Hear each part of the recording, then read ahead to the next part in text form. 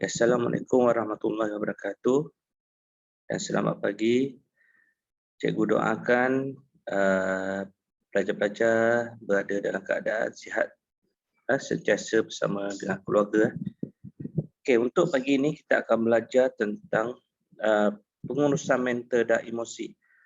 Okey, pelajar-pelajar boleh buat rujukan buku teks iaitu muka surat 174.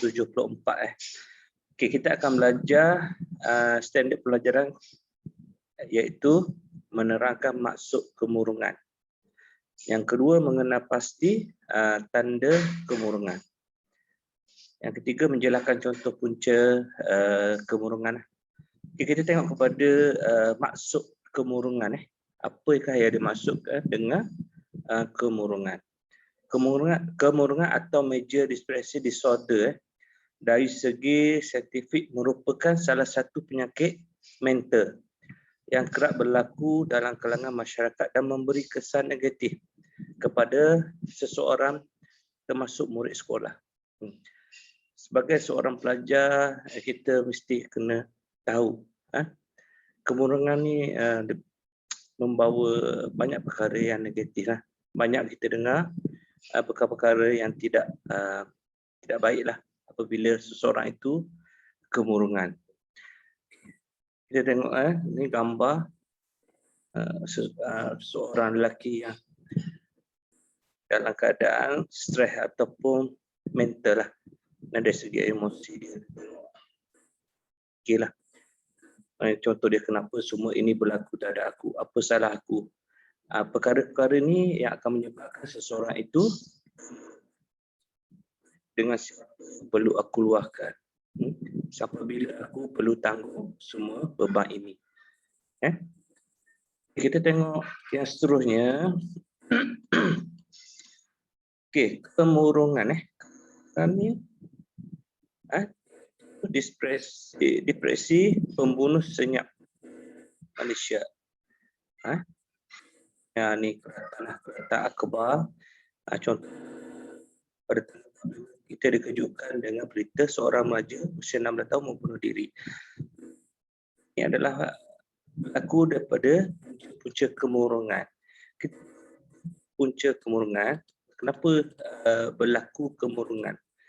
Okey, kita tengok tanda-tanda.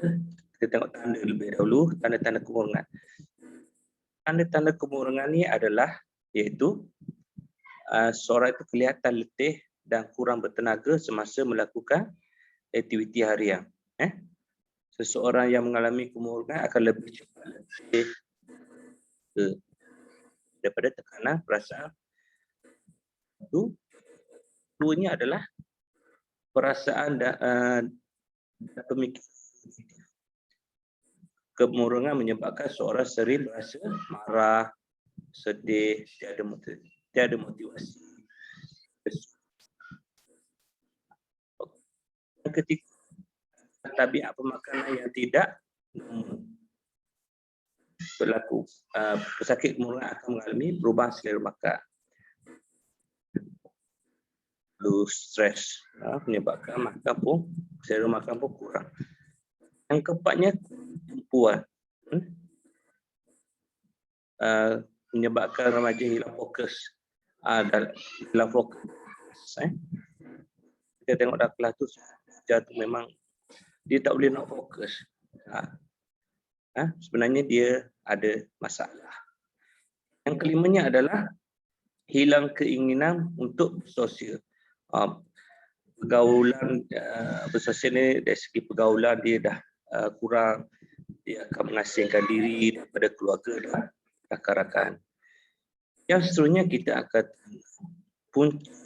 punca kemurungan. Punca kemurungan. Okey, punca yang pertamanya menyebabkan dia akan rasa malu.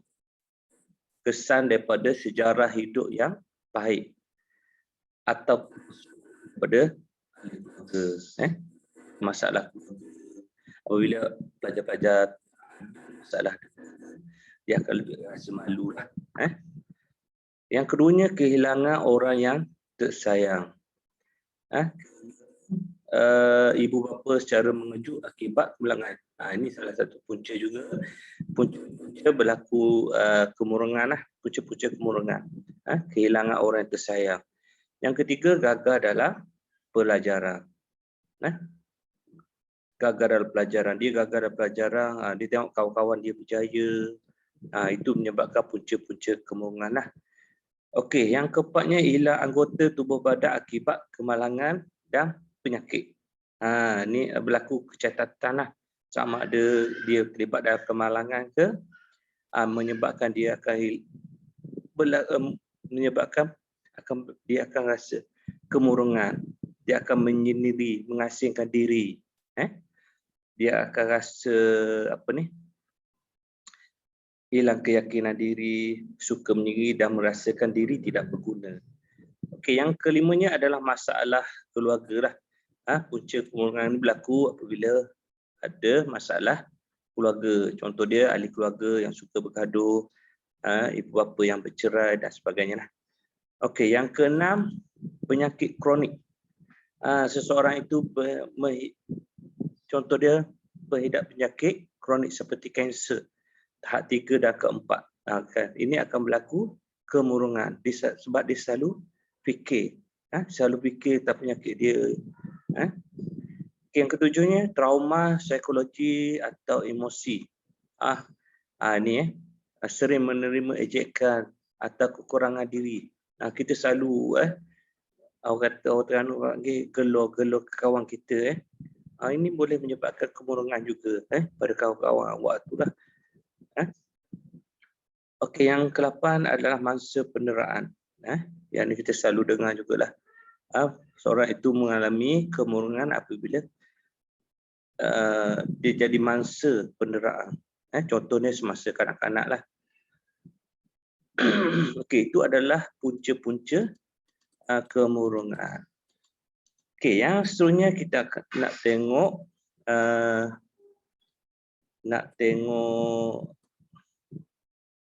cara mengurus kesihatan mental dan emosi. Okey, yang pertamanya mestilah kita sebagai orang yang beragama Islam, kita mestilah berpegang kepada ajaran agama, iaitu mendekatkan diri dengan amalan kerohanian agama dan meningkatkan keyakinan diri. Okey, yang keduanya, tingkatkan keyakinan diri. Iaitu contoh teknik komunikasi berkesan dapat membantu untuk mengurangkan tekanan yang dialami oleh remaja. Ibu bapa seharusnya meningkatkan keyakinan diri remaja. Contohnya, ibu bapa haruslah menggantikan hukuman yang memalukan remaja kepada pengukuhan positif. Okey, kita sebagai seorang ibu bapa tu, dia perlukan tingkat keyakinan diri terhadap pelajar-pelajar inilah. Okey, seorang yang ataupun yang kemurungan, mestilah dia tidur secukupnya untuk mengatasi kemurungan.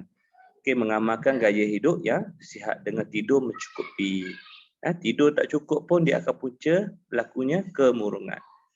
Okey, yang keempatnya, mengamalkan gaya hidup sihat. Gaya sihat ni macam mana? Selalu amalkan amalan diet sihat, jauhi budaya merokok atau mengelakkan diri daripada penyakit, bersukan dan sebagainya. Amalkan gaya hidup sihat.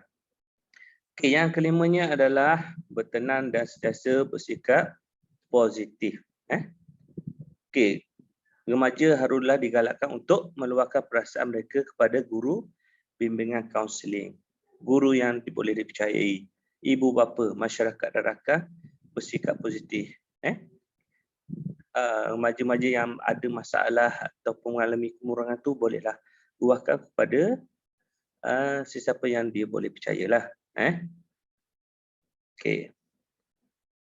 Okey, itu adalah 5 cara untuk mengatasi cara menguruskan kesihatan mental dan emosi. Okey, cikgu rasa cukuplah sekadar tu pada pagi ini. Okey, cikgu akan tinggalkan ataupun tinggalkan kuis ataupun latihan untuk pelajar-pelajar buat dan hantar. Okey, itu sajalah untuk pagi ini. Okey, Assalamualaikum warahmatullahi wabarakatuh. Okey, jumpa lagi.